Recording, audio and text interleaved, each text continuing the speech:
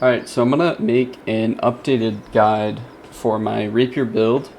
I decided to do this because I changed a few things and I just wanted to keep this guide up to date. So first of all, I'm using all the same armor as my previous guide, but I do want to point out a few things with my weapons. So I'm using the same rapier, but my spear I did switch out. I now have one with Arboreal Attunement, Keen, and Enfeebling Skewer. I think this might be best for what I do with my build.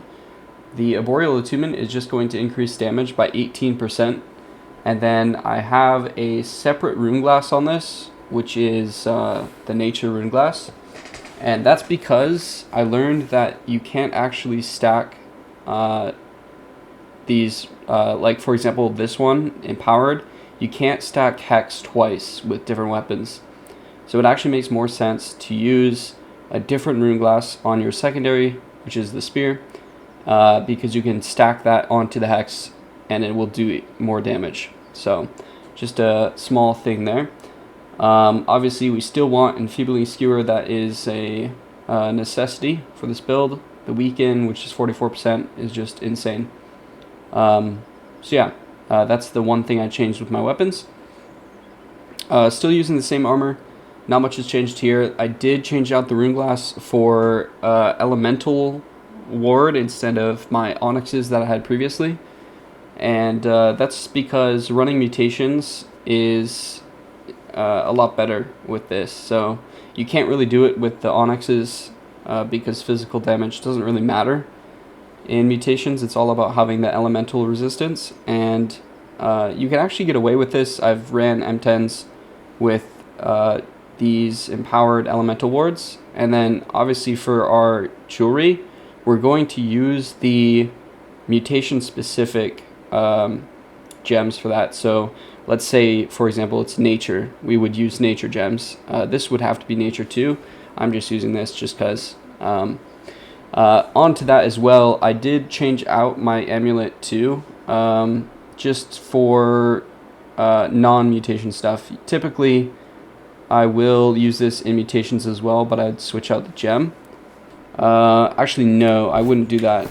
For mutations, I would use specific amulets for that mutation. So this one's Void Protection, this one's Frozen Protection, Flame Protection. Yeah, you get the idea. But for my all-arounder, I do use this one with Divine, Health, and Refreshing. I feel like it's just really good to have Divine with this build.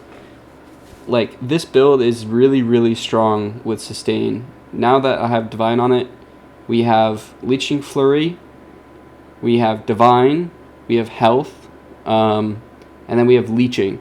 So all of those things added together, basically you can get from 20% health up to max health with one Leeching Flurry. So that's a really, really insane.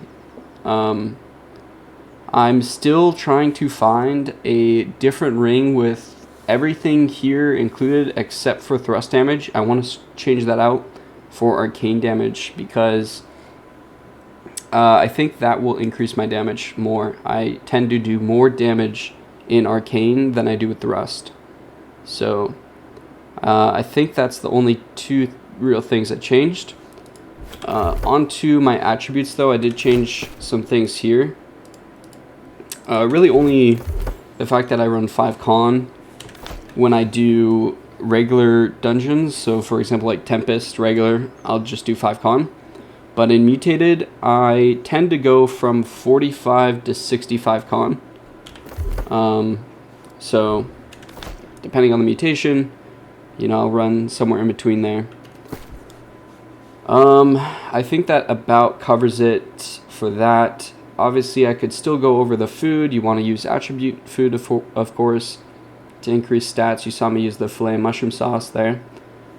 We still want to be using consumables like our coatings and, of course, honing stones as well for the extra damage. And then, obviously, I covered it in my previous guide as well, but trophies as well. So you can just get away with basic trophies. Don't really need to go for the major trophies. So yeah, you can just do those. And then what else? Oh yeah, so Heart Rune, I started to use the Cunning Heart Rune of Grasping Vines, and I've been sticking to it ever since. I haven't really noticed much of an issue with stamina. So in my previous video, I did mention that I thought there would be an issue with having that stamina regen lowered. Oh, never mind. This is actually the leeching ones. Oh, interesting. I did not know that.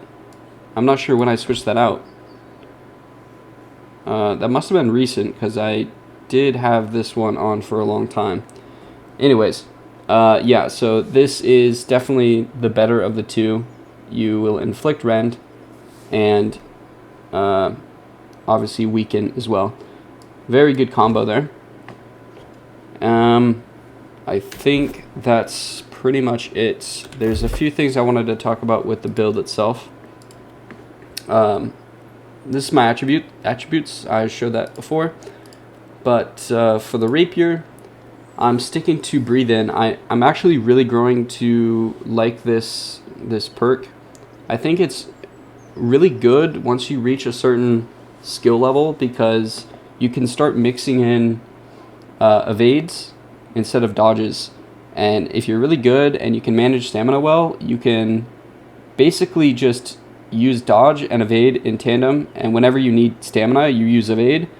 And this is especially good if you like master attack patterns of someone like Isabella, where she throws out a ton of moves, but they're pretty predictable, and you can kind of get away with doing dodge, evade, or riposte, evade, or riposte, evade, dodge.